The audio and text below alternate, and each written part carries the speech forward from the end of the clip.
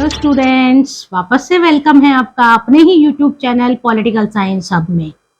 जुड़े हुए हैं मेरे साथ अलवर जिले के पॉलिटिकल साइंस के बच्चे जो तैयारी कर रहे हैं अपने आने वाले एग्जाम्स की। बच्चों, मैं आपको ब्रिटेन घुमा के ला चुकी हूँ और अमेरिका की यात्रा हमारी जारी है। अमेरिका में हमने इंपॉर्टेंट क्वेश्चंस कर चुके हैं दो, आज हम तीसरा इंपॉर्टेंट क्वेश्चन कर रहे हैं जो कि आपके एग्जाम पॉइंट ऑफ व्यू से बहुत बहुत बहुत इंपॉर्टेंट है। साइमल्टेनियसली हर पेपर में रिपीट होता है और ध्यान दीजिए बच्चों, ये ऑब्जेक्टिव पॉइंट ऑफ व्यू से भी इंपॉर्टेंट है और आपके डिस्क्रिप्टिव पॉइंट ऑफ व्यू से भी इंपॉर्टेंट है।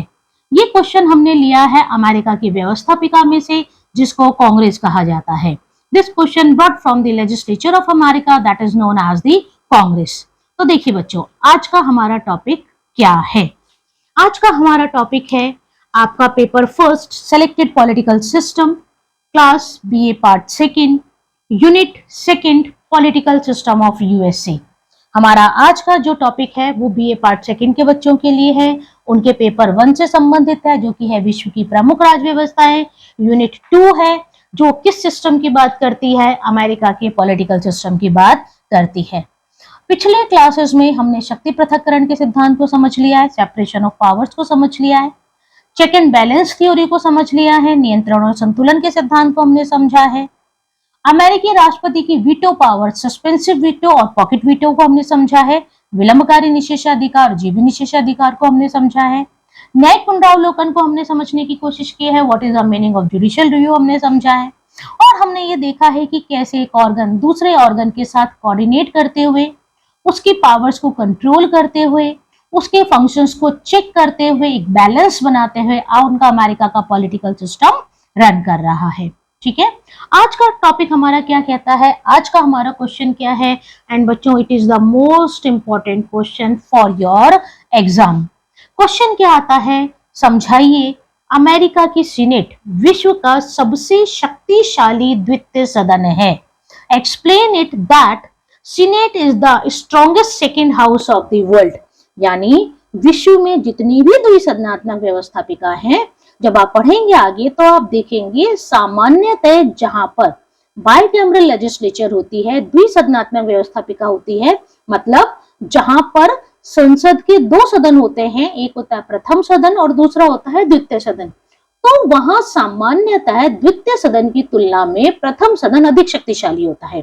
Okay, when there is a bicameral legislature in the country, then we compare the power of the 2 houses, then generally first house is more powerful as compared to the second house of the parliament. Okay, यहाँ तक आपको बात समझ में आई। But America एक exception है, America एक अपवाद है। क्यों अपवाद है? क्योंकि अमेरिका की सीनेट, मैंने आपको पिछली क्लास में बताया था कि सीनेट अमेरिका की व्यवस्थापिका का दूसरा और उच्च सदन है, सेकेंड और अपर हाउस है। तो उसकी व्यवस्थापिका में जो उसका सेकेंड हाउस है वो पावरफुल है, और इतना पावरफुल है कि वह विश्व का सबसे शक्तिशाली द्वितीय सदन माना जाता है। Senate is so strong and because of enrich power of the Senate it is known as the strongest second house of all over the world. तो इसी टॉपिक को हम समझते हैं कि क्यों सीनेट में ऐसा क्या खास है कि वह सबसे शक्तिशाली द्वितीय सदन है। देखिए बच्चों, यहाँ पे हम बताने से पहले हमें देखना पड़ेगा कि अमेरिका की जो लेजिस्लेचर है, अमेरिका की जो व्यवस्थापिका है, उसे कांग्रेस कहा जाता है। ये हम पिछली क्लास में भी देख चुके हैं। फिर हम देखेंगे कि अमेरिका की व्यवस्थापिका बाइकैमरल है, द्विसदनात्मक है। ब्रिटेन की भी याद करिए, ब्रिटेन की भी हमने व्यवस्थापिका बाइकैमरल पढ़ी थी, House of Commons and House of Lords. अगर हम यहाँ कांग्रेस की बात करें जो कि अमेरिका की व्यवस्थापिका है, वो भी द्विसदनात्मक है, 2 सदन है उसके भी। उसका प्रथम और निम्न सदन है प्रतिनिधि सदन, फर्स्ट एंड लोअर हाउस है हाउस ऑफ रिप्रेजेंटेटिव, जिसमें नंबर ऑफ मेंबर्स कितने हैं 435। यानी वर्तमान में अमेरिकी प्रतिनिधि सदन की सदस्य संख्या कितनी है 435 है। और ये जो प्रतिनिधित्व दिया गया है प्रतिनिधि सदन में, ये जनसंख्या के आधार पर दिया गया है अकॉर्डिंग टू द पॉपुलेशन, जैसे हमारे यहाँ पर लोकसभा और राज्यसभा में दिया गया है। यानी जिस स्टेट की पॉपुलेशन ज्यादा होगी वहां से ज्यादा रिप्रेजेंटेटिव आएंगे, और जिस स्टेट की पॉपुलेशन कम होगी वहां से कम रिप्रेजेंटेटिव आएंगे। इस तरह के रिप्रेजेंटेटिव्स को कहा जाता है representation according to the population of that unit. यानी जब जनसंख्या के आधार पर संसद में राज्यों को प्रतिनिधित्व दिया जाए तो उसे जनसंख्या के आधार पर प्रतिनिधित्व कहा जाता है, representation on the basis of the population. A state have more population have sent more representative to the legislature. A state have less population and less number of representative in the legislature. अच्छा बच्चों, ये तो बात हो गई प्रतिनिधि सदन की, लेकिन हमें कंसंट्रेशन किस पे करना है इस क्वेश्चन में? सीनेट पे करना है. लेकिन प्रतिनिधि सदन भी आपको पता होना चाहिए, तो मैंने यहाँ तक थोड़ी सी आपको ब्रीफ में इसके बारे में जानकारी दी. अब देखिए, जो अमेरिका की व्यवस्थापिका है उसका जो द्वितीय सदन है, जो सेकेंड हाउस है, उसका नाम क्या है? सीनेट है. व्यवस्थापिका का नाम कांग्रेस, प्रथम सदन का नाम प्रतिनिधि सदन, हाउस ऑफ रिप्रेजेंटेटिव, और द्वितीय सदन का नाम है सीनेट. ठीक है. अब ये जो सीनेट है, इसमें आपको ध्यान रखना है कि सीनेट में जो प्रतिनिधित्व दिया गया है, सीनेट में जो रिप्रेजेंटेशन दिया गया है, it is not based on the population. जनसंख्या के आधार पर नहीं दिया गया. It is based on the theory of equality. यानी यहां पर जो रिप्रेजेंटेशन दिया है वो समानता के आधार पर दिया गया है. कैसे दिया गया है यहां देखिए.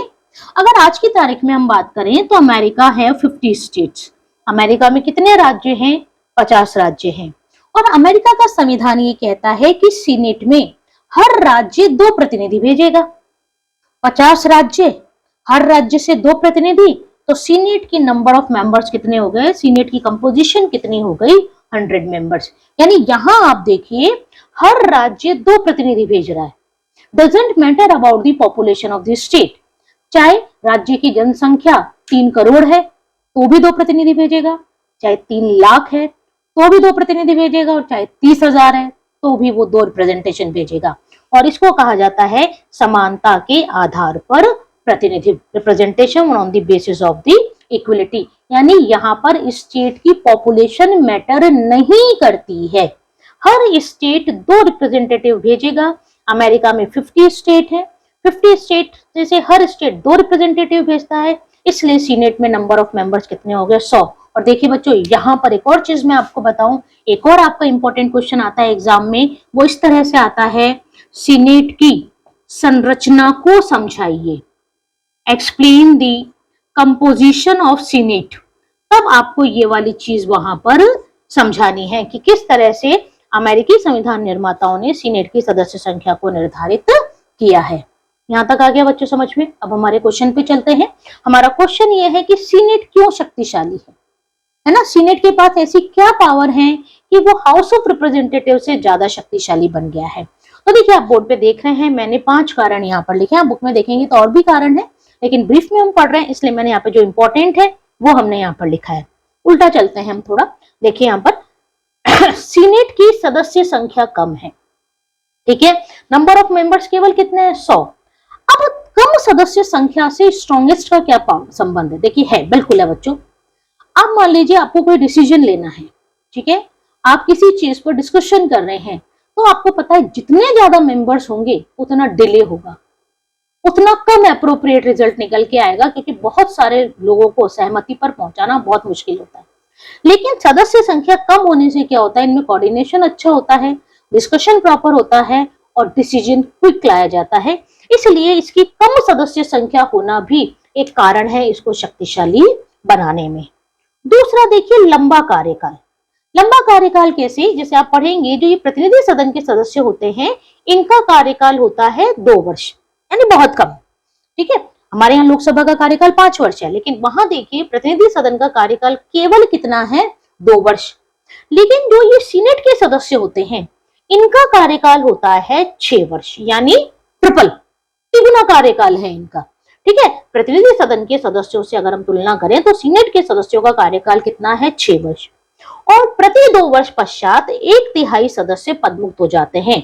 After every 2 year 1/3 member will be retired, same as Rajya Sabha of India. India की राज्यसभा में भी ऐसा ही है. यानी हर 2 साल पश्चात जिस सदस्य का कार्यकाल 6 वर्ष पूरा हो गया है, वो उसको क्या कर दिया जाता है? सेवानिवृत्त कर दिया जाता है, उसको रिटायर्ड कर दिया जाता है. तो सीनेट की शक्तिशाली होने का ये दूसरा कारण कि इसके सदस्यों का कार्यकाल लंबा होता है, जिससे उनको अनुभव ज्यादा होता है और उनके अनुभवों का लाभ उठाया जा सकता है. दूसरा रीजन आ गया समझ में, long tenure of the members of the senate. because the tenure of the member of the Senate as just triple of the member of the House of Representative. The tenure of House of Representatives is 2 years, where the tenure of members of the Senate is 6 years, and after every 2 years, 1/3 member will be retired. But remember, they are eligible for the re-election. यानी जिस सदस्य का कार्यकाल जिस वर्ष समाप्त हुआ है वह उसी वर्ष पुनर्निर्वाचन के लिए पात्र होता है। ठीक है, यानी वो री इलेक्शन के लिए एलिजिबल होता है। यहां तक आ गई बच्चों, दो कारण आपको समझ में आया।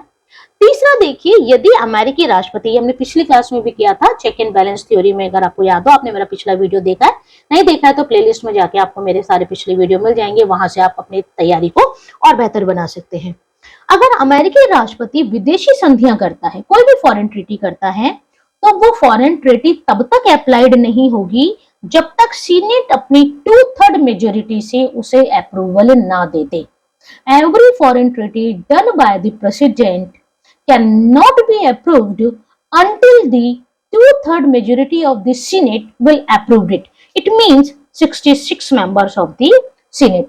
यानी अमेरिका का राष्ट्रपति यदि कोई भारत के साथ संधि करता है, किसी और देश के साथ संधि करता है, तो केवल उसकी करने से संधि नहीं होगी, वो वहां की व्यवस्थापिका में रखेगा, व्यवस्थापिका 2/3 बहुमत से पारित करेगी। व्यवस्थापिका भी प्रतिनिधि सदन का कोई रोल नहीं है इसमें, केवल सीनेट यदि अपने 2/3 मेजोरिटी से अप्रूव करेगी तभी वो जो ट्रीटी है वो एप्लीकेबल मानी जाएगी। आगे यहां तक समझ में। चौथा देखिए, ये वाला कारण भी आप पिछली क्लास में पढ़ के आ चुके हैं। If American president done appointment on the high posts that it should be ratified by the senate, यानी यदि अमेरिकी राष्ट्रपति किसी उच्च पद पर नियुक्ति कर रहा है जो केंद्र से संबंधित है, तो उसको भी सीनेट का समर्थन प्राप्त होना आवश्यक है। That is also approved by the senate by the common majority, सामान्य बहुमत से। जब तक उसका सामान्य बहुमत नहीं मिलेगा, उसके द्वारा की गई नियुक्तियां वैध नहीं मानी जाएंगी। तो बच्चों, ये 4 पॉइंट आपको समझ में आ गए।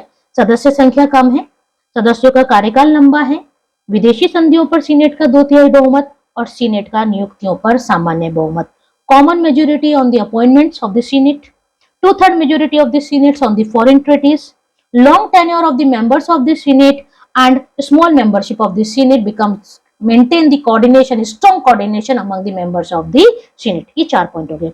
5वां पॉइंट देखिए बच्चों, वेरी इंपॉर्टेंट, सीनेटीय शिष्टता, सीनेटोरियल कर्टेसी। और ये बहुत बार साइमल्टेनियसली आपके प्रीवियस ईयर के आप क्वेश्चन पेपर देखेंगे तो उनमें पूछा गया है।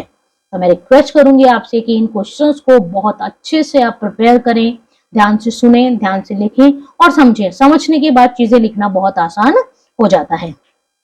तो देखिए, सीनेटीय शिष्टता क्या होती है। देखिए बच्चों, यहाँ पर सीनेटीय शिष्टता का संबंध भी नियुक्ति से है। It is also related to the appointment. लेकिन ये नियुक्ति किससे संबंधित है? पर्टिकुलर किसी स्टेट से संबंधित है, किसी राज्य से संबंधित है। ये जो हम नियुक्तियों की बात कर रहे हैं जिस पर सीनेट का सामान्य बहुमत चाहिए, ये नियुक्ति हो रही है केंद्र में, सेंट्रल में। जैसे हम भारत के संदर्भ में समझो, अगर हम सर्वोच्च न्यायालय के न्यायाधीश की नियुक्ति कर रहे हैं तो वो अपॉइंटमेंट माना जाएगा एट द सेंट्रल लेवल। अरे बात समझ में। महाधिवक्ता की नियुक्ति कर रहे हैं, अटॉर्नी जनरल की अपॉइंटमेंट कर रहे हैं, तो वो सब किस में माना जाता है? केंद्र सरकार में माना जाता है। तो ये बात हो गई।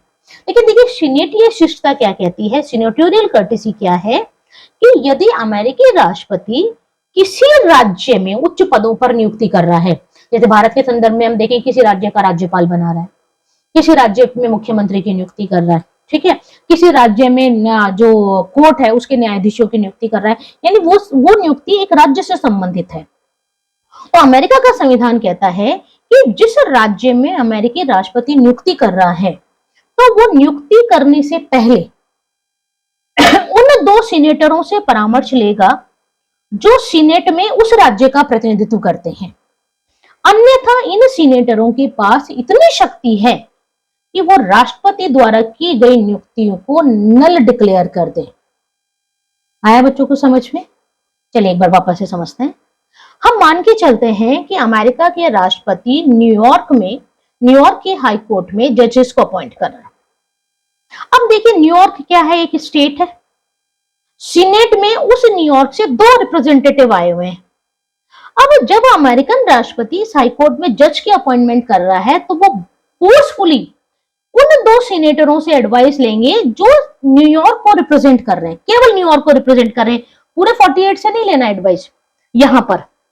और यदि मान लीजिए अमेरिकी राष्ट्रपति बिना एडवाइस ले अपॉइंट कर देता है, तो इन 2 सीनेटरों के पास इतनी पावर है कि उसके द्वारा की गई नियुक्ति, मतलब नियुक्ति हो गई है, उसके बाद भी वो उसको नल डिक्लेयर कर सकते हैं। परिभाषा सुनिए सीनेटीय शिष्टता की। सीनेटीय शिष्टता के अनुसार जब अमेरिकी राष्ट्रपति किसी राज्य में उच्च पदों पर नियुक्ति करता है, तो वह बाध्य है उन 2 सीनेटरों से परामर्श लेने के लिए जो सीनेट में उस राज्य का प्रतिनिधित्व करते हैं। अन्यथा उन सीनेटरों द्वारा वह नियुक्ति रद्द की जा सकती है और इसे ही सीनेटीय शिष्टता कहा जाता है। For the students of my English medium, the theory of senatorial courtesy said that if American president do appointment on the high post in the state, then it is forcefully take advised from that 2 senators which represent that state in the Senate. Otherwise, that senator have power to declare that appointment as null. आया बच्चों समझ में? इसको क्या कहा जाता है? सीनेटीय शिष्टता। तो ये 5 कारण हैं जो सीनेट को विश्व का सबसे द्वितीय शक्तिशाली सदन बनाते हैं। These are the 5 reasons because of them Senate becomes the strongest second house of the world. Important question है, आपके डिस्क्रिप्टिव में भी आता है और ऑब्जेक्टिव में भी आता है। तो बच्चों बने रहिए मेरे साथ पॉलिटिकल साइंस में अच्छा स्कोर करने के लिए। मेरी कोशिश जारी रहेगी। कमेंट करिए, सुझाव दीजिए, लाइक करिए, शेयर करिए, सब्सक्राइब करिए और अपनी तैयारी को जारी रखिए। Thank you. All the best for your exam.